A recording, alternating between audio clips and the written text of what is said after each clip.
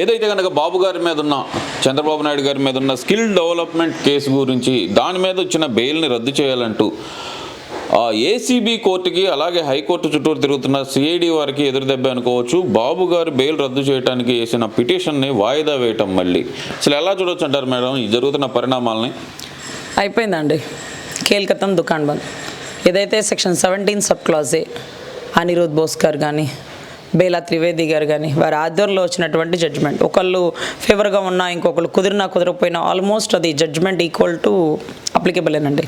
ఎందుకంటే మొన్న NIA court ACB కోర్టుకి సంబంధించిన అదే జడ్జి గారు, అప్పుడున్న జడ్జి గారు ఇప్పుడు కూడా ఉన్నారు కదా, అదే జడ్జి గారు అచ్చెన్నాయుడు గారిని అరెస్ట్ చేయమన్న మూమెంట్ ఉంటే 17 సబ్ క్లాజ్ అప్లికేబుల్ ఉంది, ఏమన్నా జడ్జిమెంట్ ఉంటే తీసుకురండి, మళ్ళీ ఛార్జ్షీట్ వేయాలన్నా ఒకసారి ఇంటిమేషన్ ఇవ్వండి గవర్నర్ గారికి, ఫోర్స్లో ఉన్నట్టుంది కదా చూడండి, ఏమైనా జడ్జిమెంట్స్ ఉంటే ఫాలోఅప్ చేయండి అంటూ అచ్చెన్నాయుడు గారిని అరెస్ట్ చేయలేదని. లేకపోతే అచ్చెన్నాయుడు గారు అరెస్ట్ చేయాల్సిందేనని అక్కడ కూడా అడ్డం తిరిగారు.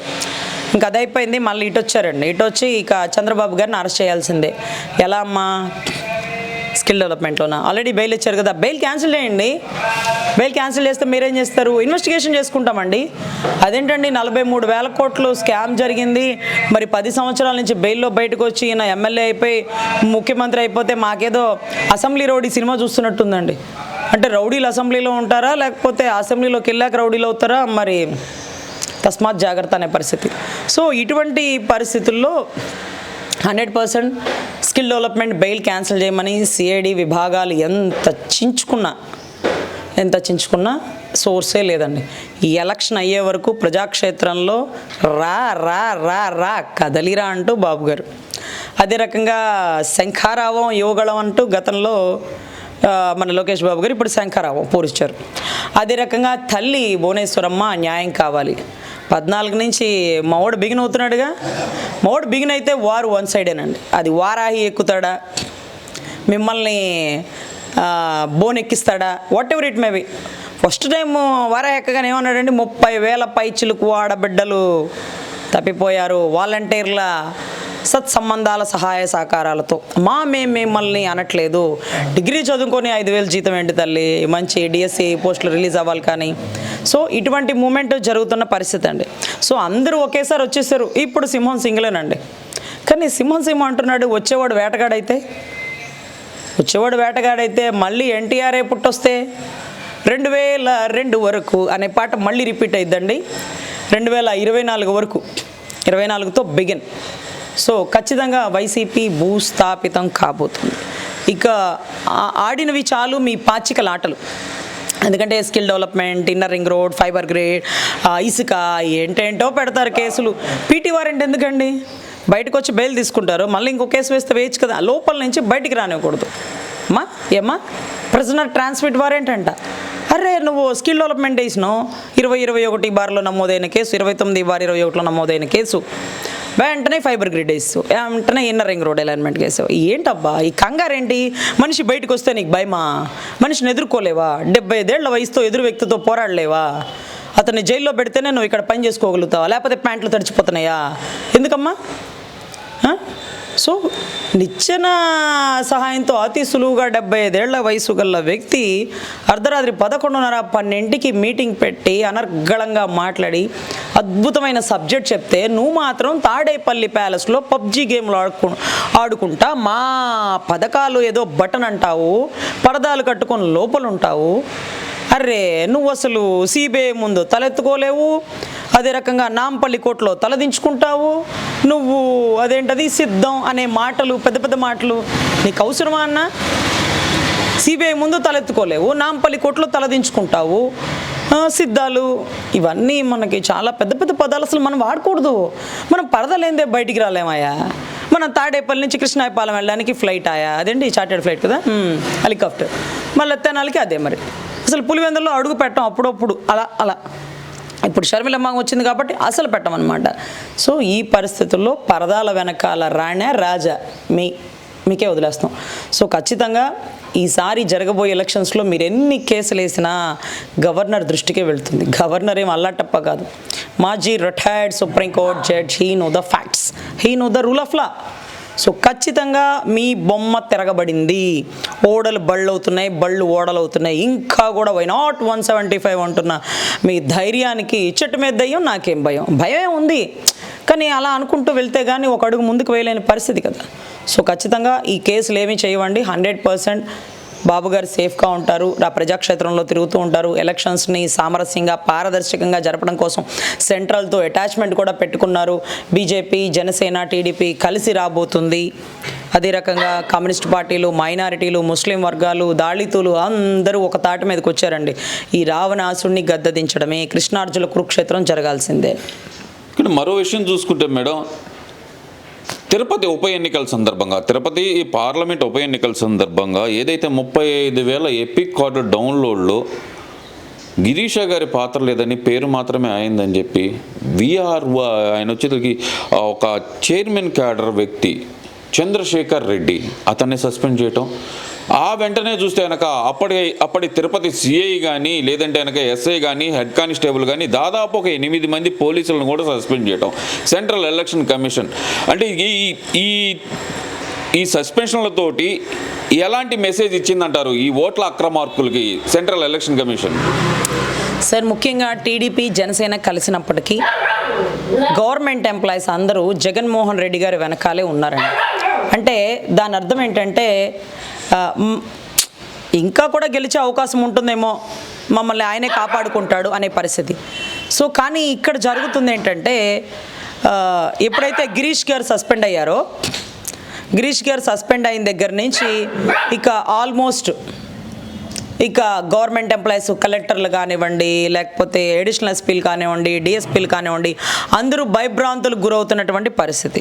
మనం గతంలోనే చెప్పుకున్నాం, సెంట్రల్ ఎప్పుడైతే అటాచ్ అయిందో, ఇప్పుడు కూడా తిరుపతి ఉప ఎన్నికలు అంటే దాని అర్థం అక్కడ బీజేపీలో ఒక అభ్యర్థి పోటీ చేశారండి. కానీ అన్యాయంగా, అక్రమంగా, దొంగ ఓట్ల వల్ల అంటే వాళ్ళు ఓడిపోవాల్సి వచ్చింది బీజేపీ. సో ఆ స్టాండ్లో మనం తెలుసుకోవాల్సిన విషయం ఏంటంటే, ఇక పైన గవర్నమెంట్ ఎంప్లాయీస్ ఒకటే చెప్పారండి, మా అమ్మాయికి 4వ నెల ప్రెగ్నెంట్ అండి, అయినా సరే డెలివరీకి మాకు లీవ్స్ ఇచ్చేసేయండి, లేకపోతే నేను బాత్రూంలో పడిపోయి కింద జారిపోయానండి, కాల్ ఫ్రాక్చర్ అయిపోయింది, మాకు మెడికల్ లీవ్ ఇచ్చేసేయండి, లేకపోతే వీఆర్ అయినా పెట్టేస్తామండి, మేము మాత్రం ఈ ఎలక్షన్స్లో ఉండమండి. ఎందుకంటే గౌరవ జగన్మోహన్ రెడ్డి గారు మాతో దగ్గరుండి తప్పు చేపిస్తున్నారు. తప్పు చేస్తే ఈసీ ఎలక్షన్ కమిషనర్ దృష్టిలో మేము దొరికిపోతున్నాము. ఇష్టంగా చేయలేదు, కావాల్సి అనుకుని చేయలేదు, వాళ్ళు చెప్తే తప్పక భయపడి చేయాల్సి వస్తుంది అంటూ ఎక్కడ దొంగలు అక్కడే గప్చిప్ సాంబార్ బుడ్డి అన్నారండి. పెన్ డౌన్ అయిపోయిన పరిస్థితి. ఎప్పుడైతే మున్సిపల్ కమిషనర్గా గిరీష్ గారు ఎవరైతే ఉన్నారో, గిరీష గారు, ఆయన కలెక్టర్కి ప్రమోషన్ రావడం, అక్కడి నుంచి కూడా సస్పెండ్ అవ్వడం, దీనికి కారణాలు వెలుగు తీస్తే ఎస్ఐలు, సిఐలు, అడిషనల్ ఎస్పీలు ఎంతమంది రెడ్లు సస్పెండ్ అవుతున్నారు, ఎంతమంది దళితులను దీంట్లో ఇన్వాల్వ్ చేస్తున్నారు. సో ఇక్కడ ఇటువంటి పరిస్థితుల్లో ఖచ్చితంగా గవర్నమెంట్ ఎంప్లాయీస్, ప్రభుత్వాలు ఇవాళ ఉంటే రేపుపోతాయి. మేము 60 ఏళ్ళు, మీరు పొడిగించారు కాబట్టి 62 ఏళ్ళు ఉండి ఉద్యోగం చేయాల్సిన వాళ్ళం. మా ఉద్యోగాలే పబ్లిక్ సర్వెంట్. సో దయచేసి ఇప్పుడన్నా పబ్లిక్ సర్వీస్ చేసే అవకాశం మాకు కల్పించండి అంటూ చాలామంది ప్రభుత్వం మాట వినకుండా పక్కన పడేస్తున్నారండి. ఇక అడ్డం తిరిగేశారు. కానీ ఆల్రెడీ వాళ్ళతో ఎన్నో తప్పులు చేపించేశారు, గతంలోంచే చేపించేశారు. ఇప్పుడు వాళ్ళు భయభ్రాంతులు గురైపోతున్నారు. సో ముందు చూస్తే నొయ్యి, వెనక చూస్తే గొయ్యి, ఏటైనా ఇరుక్కుపోవాల్సిన పరిస్థితి. సో మొన్నటి రోజు ఏదైతే ఏలూరు సాంబశివరావు గారు వేసిన కేసు తాలూకా ఉమెన్ పోలీసులు, ఎస్ఐలు, సిఐలు అందరూ సస్పెండ్ అయిన తరుణం చూసాం. నిన్నటి రోజు బీజేపీ సెంట్రల్ ఆధిపత్యంలో ఏదైతే ఎలక్షన్ కమిషనర్ ఇన్వాల్వ్ అవ్వడం వల్ల అడిషనల్ ఎస్పీలు, సిఐలు, కానిస్టేబుల్, ఎస్ఐలు మొత్తం సస్పెండ్ అయిపోయారు. తీగలాగుతూ ఉన్నారండి. డొంక డొంక డొంక డొంక డొంక కదిలి పులివెందుల కుంభస్థలం పగిలిపోతున్నారు. సో వై నాట్ 175 కాదండి, దమ్ము ఉంటే వై నాట్ 1 పులివెందుల. బిటిక్ రవి అని కొట్టి నామినేషన్ వేయడానికి అడ్డం దింపుతున్నారు కదా, నామినేషన్ వేయడానికి వీల్లేదంటున్నారు కదా. సునీత అమ్మేస్తుందేమో, షర్మిల అమ్మేస్తుందేమో, ధైర్యంగా బీటెక్ రవి అన్న వేస్తాడేమో, లేకపోతే మా పవన్ కళ్యాణ్ గారు తెప్పించమంటారా పులివెందుల?